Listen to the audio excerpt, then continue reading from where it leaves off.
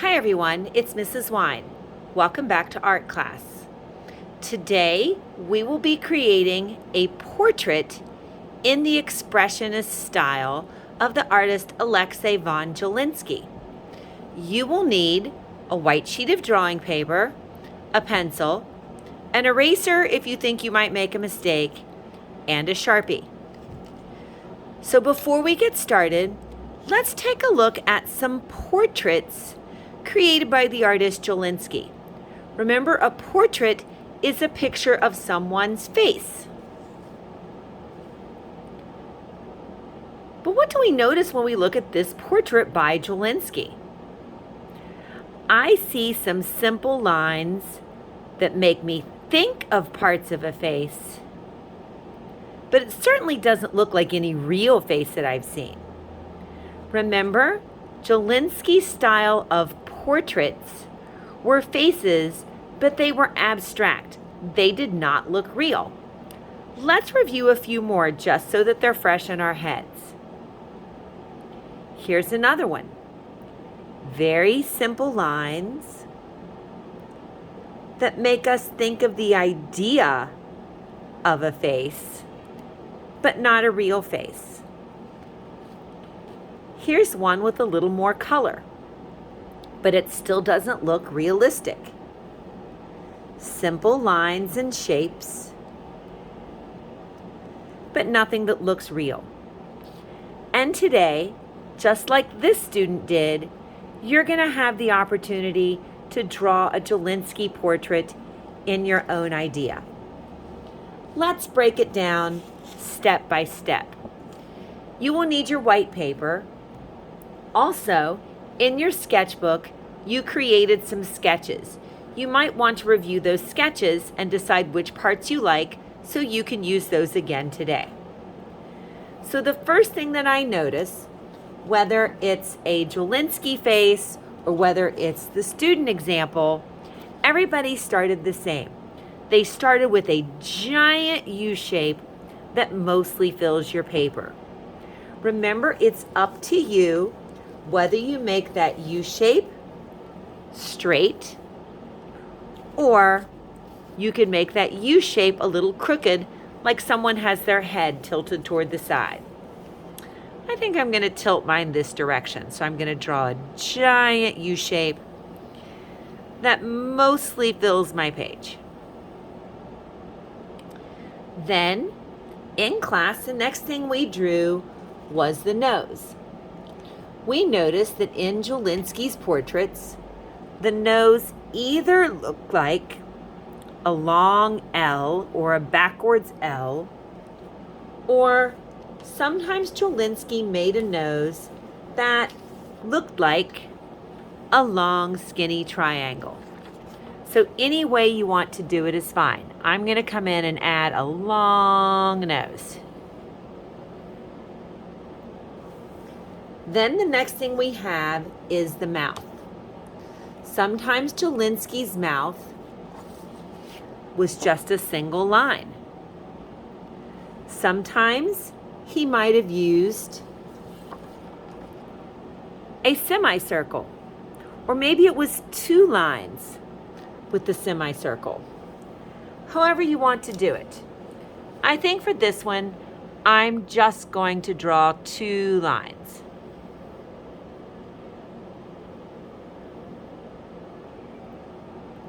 Next, I have the eyes. This is the part where I have a lot of freedom of expression. This is where Jawlensky used a lot of different kinds of shapes. So sometimes he just did a lot of lines at the top to represent where the eyes and the eyebrows are. All of those lines go horizontal. Sometimes he did almost like a little curve shape, like an eye, with a straight line, or that big curve and a straight line. Sometimes Jawlensky used squares and rectangles along with those combinations of lines. So whatever combination you want to use will work. You could do a combination of those lines and basic shapes as long as you're starting to fill up that page.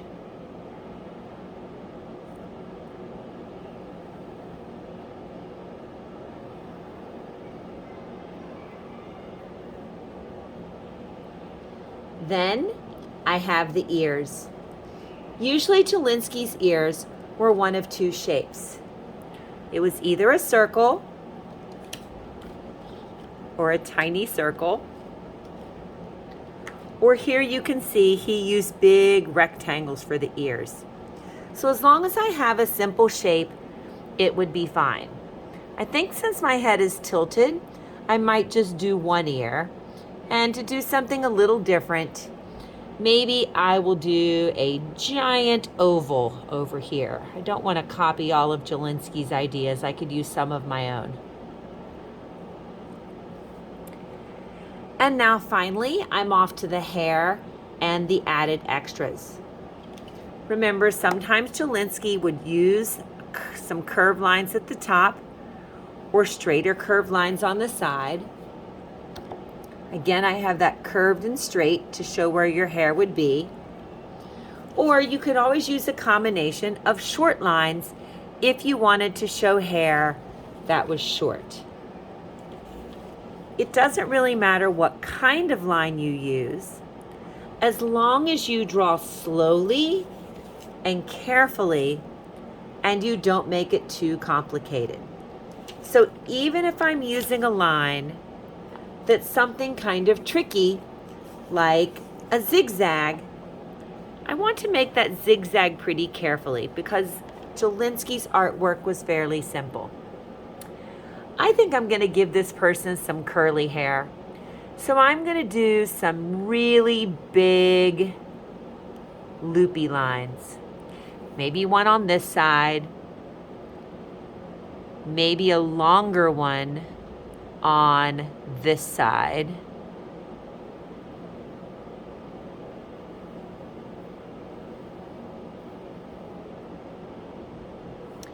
I could add some of those lines at the top to show where that hair goes.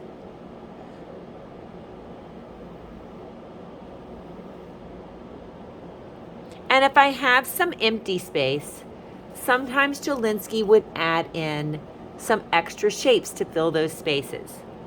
If I want to add extra shapes, I like to repeat some of the same shapes that I've already done so that I'm not starting all over again with completely different ideas. Once you have a design that you like and your design mostly fills your page, you're ready for the last step. And that is simply to trace all of your lines neatly and carefully with a Sharpie marker.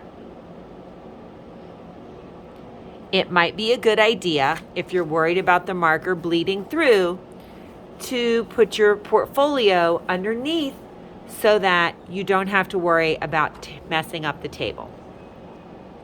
I hope you have a wonderful week.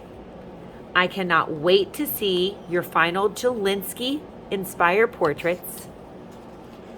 And until next time, keep on creating.